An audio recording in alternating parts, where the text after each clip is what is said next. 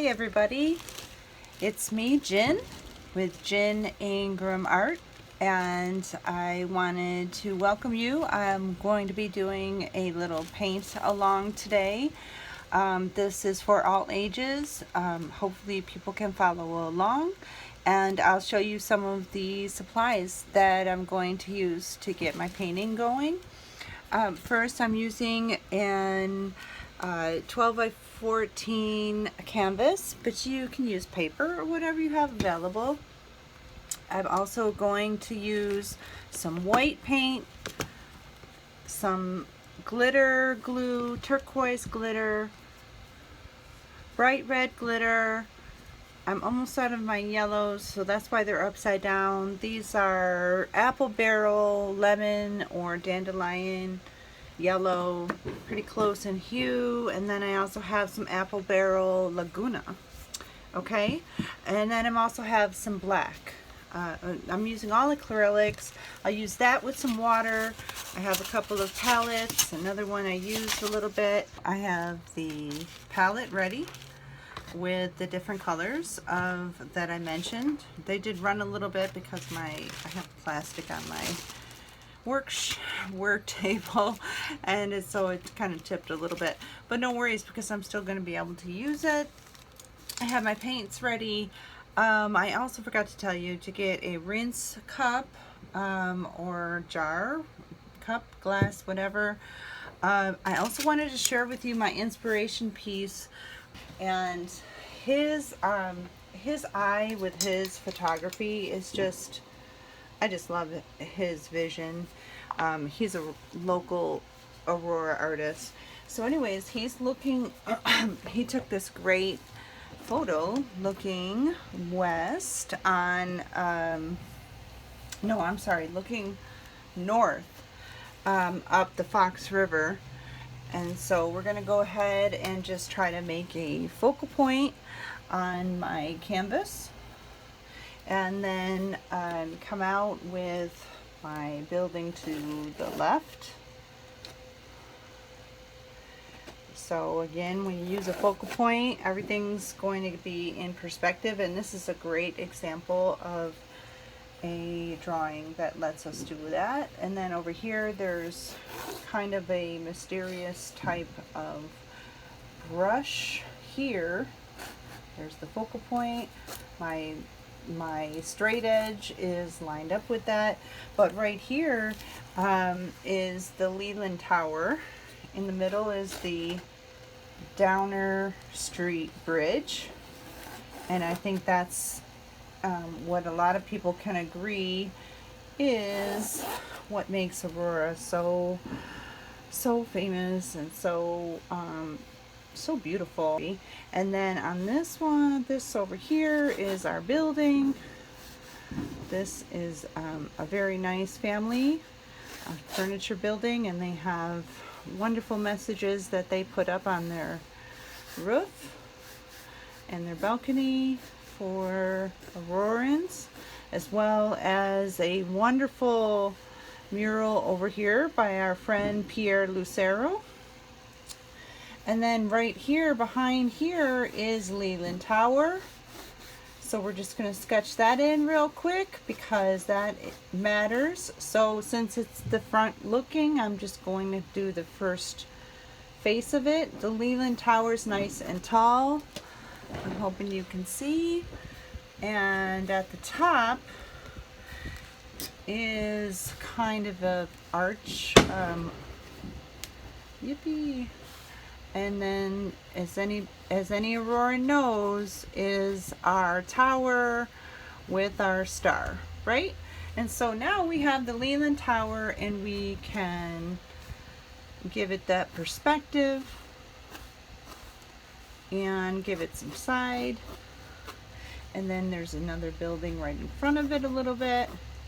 Give that some side. And some buildings to the side. I mean, there's like great history. I'm sorry. Oh, a bug just landed in my paint. But here you have a quick sketch of what we're going to do. The bristles. and then maybe get a little of this blue. Okay, I'm gonna go with this nice light turquoise because today I just feel like not making purple and pink anymore. But what I'm gonna do is I'm just going to create this eye kind of shadow effect with more white and more, little thin it out with more water, because our background does not need to be thick. Oh my gosh, you guys, I might have to pause so I can close the door because we have moths and things trying to come in to my little painting studio. I was trying to enjoy the outside with the doors open, but I don't think that's going to work. The moths are attracted to my bright light that's helping me record this. So anyways, just keep going with that eye shape. Doesn't have to be dark again, and actually being able to see through to my little drawing back there, my sketch, is going to help me because I'm going to base my my buildings based on that Randy Benzie photograph. So and as I go further and further out, I might want to change the shade and go a little darker. Again, I'm using just that 1-inch brush and filling my space. I'm not trying to make it too thick because I want it to dry and I want to be able to start painting my foreground. This is my background, and we're just trying to make it blend, blend, blend. And I'm also going to pick up my canvas and work on blending my sides, because that will help when you paint, when you hang your picture up, you're going to be able to, it'll have that wraparound effect and it'll just look nice, especially if you don't intend on framing your canvas right away. So this is a canvas trick, but if you're not working on a canvas, that's okay. Just help me work through this for a second. Again, I'm just kind of following that. I have friends trying to help me paint, I think. We're just trying to follow that same design. Oh my gosh, 3 different bugs have killed themselves by landing into my paint. So we're going to go ahead and take a break when I get done with my background. And plus, what it'll also do is give me a second to just let it dry. And there's nothing wrong with that. My tutorial's just half-hour long, but taking a quick break and you know, getting the bugs out of your paint might be a good idea. But those are the adventures. Look, those are the adventures of painting outside. I'm in my paint studio out with, like I said, with my doors open, and I'm just trying to get my background developed so I can let it dry and come back in later. Go ahead and use my 1/4 inch flat. I'm going to just kind of water down a little bit of the black to the side and use it like an ink, because it is pretty much a black skyline for my painting. I'm not saying that's what it really looks like in real theatrics, but just try to follow your sketch a little bit, and you can see, like, okay, yeah, and then it has like this whole, right? Because what I'm going to do is I'm going to pretty much like fill this in to be pretty much black. So as you can see, and then it has like a tower that's like not filled in, but that kind of gives you an idea of the skyline effect that we're going for. And then just go ahead and try to follow these lines a little bit. This is going to be like my river lines. This is going to be like the top of my building. And the way I'm making such a straight line is I'm just using the very edge of the brush and a little bit just getting ready to make that motion, and then light brush strokes. So love and light brush strokes. That's like the slogan I chose for my little company, Gin Ingram Art. Oh, that's a little waving, but I have this chance to fill it in, so that's okay. And then the arches. Okay, so you see how the arches are like really significant to our bridge. There we go. And just fill in the shadow, because that's pretty much what's happening in the photograph. In your view, it's kind of filled in, and then the light is kind of playing this illusion on this building, and I can't even hardly tell what's happening over here. So I'm just really lightly going to fill this in with the paint that's on my brush. Try to make it kind of go the same direction. I'm reloading a little bit. Again, kind of watery, because it's kind of dark and you kind of can't tell what's happening with the building. Again, painting is an illusion, so you're always wondering what you're seeing. Even when you come outside at night, you know, grass isn't green. It matters what kind of light you're getting, and it also matters the color and the light exposure, and your open-mindedness. So be prepared to let your mind see something a little different. Okay, so we have that, and then I just want to make sure that I had the lamppost, because I felt like that was significant. With this, I have too much on my brush, so the lamppost is kind of coming up here, it's kind of coming up here and here, and then it's across the street, and that is what's making so much light, is that they have lots of lampposts across the street. There's this other great building right here. Okay, and we can give them some windows.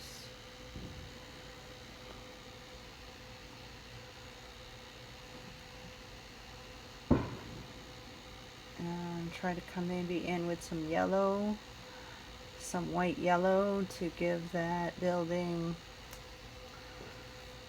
its own. And this building too. It's probably darker in the foreground because it will be more blurry a little bit. And then on this side, there's a little bit of building. I want to get to the fun part now. So my drawing has fireworks in it. But the thing is about Randy Benzie's photo is that the sky he captured is like fireworks enough. So I'm wondering if you want to add the fireworks or not. That is completely up to you.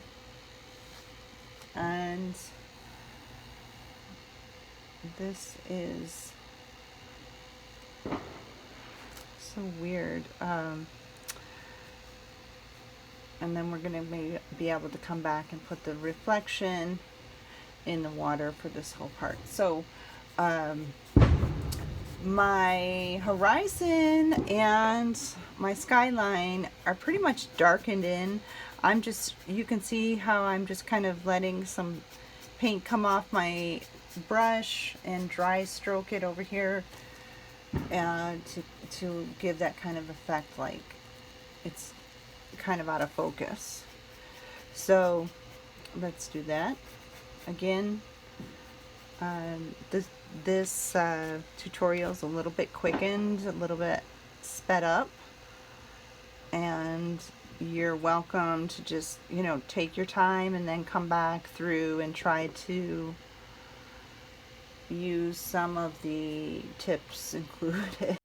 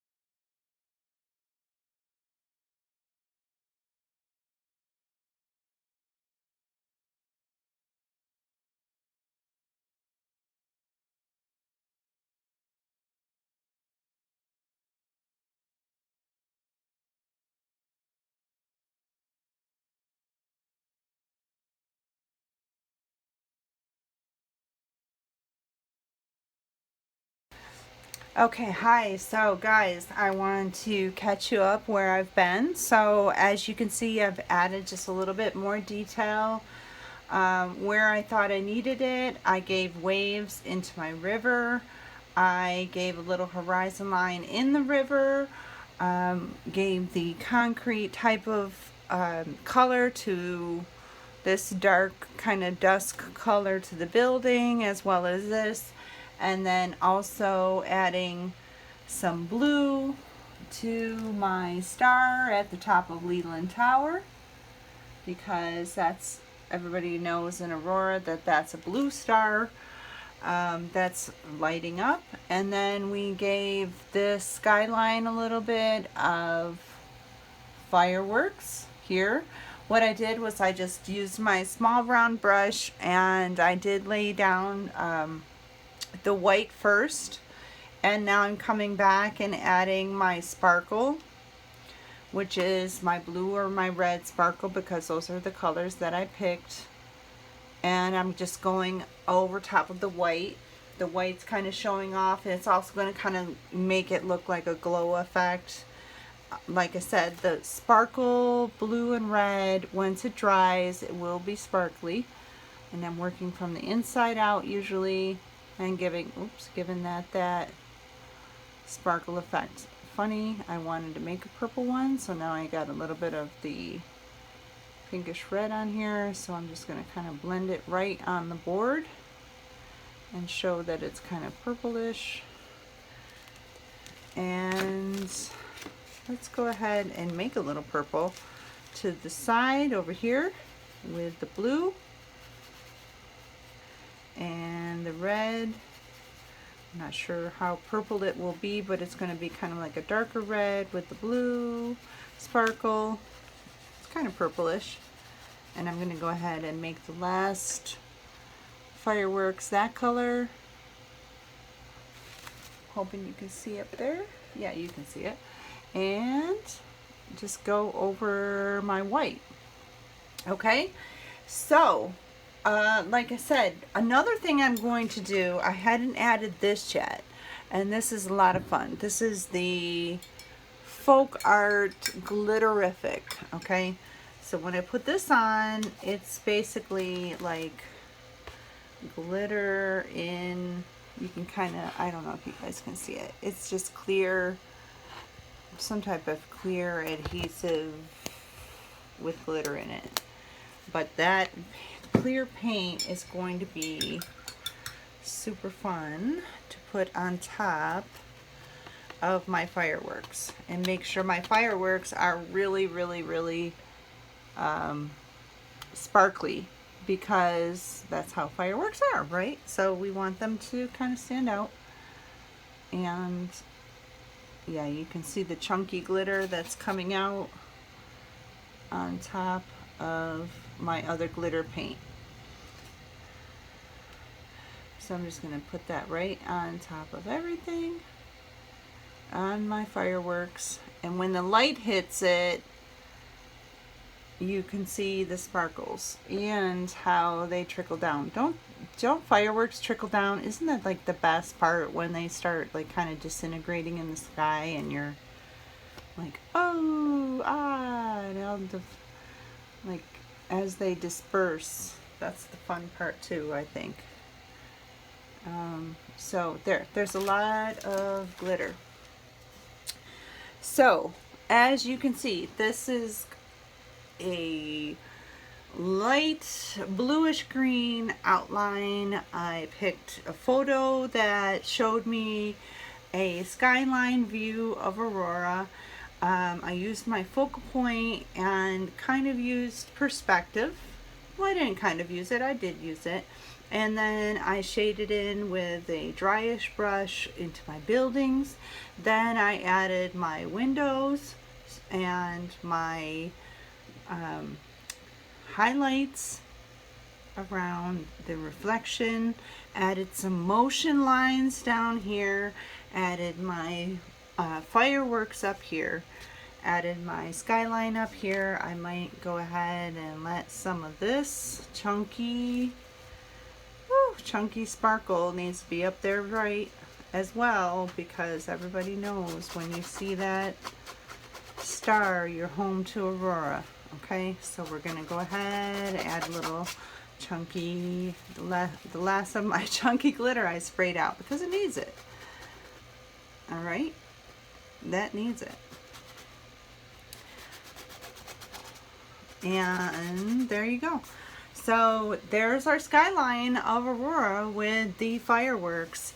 I want to I'm going to keep working on it.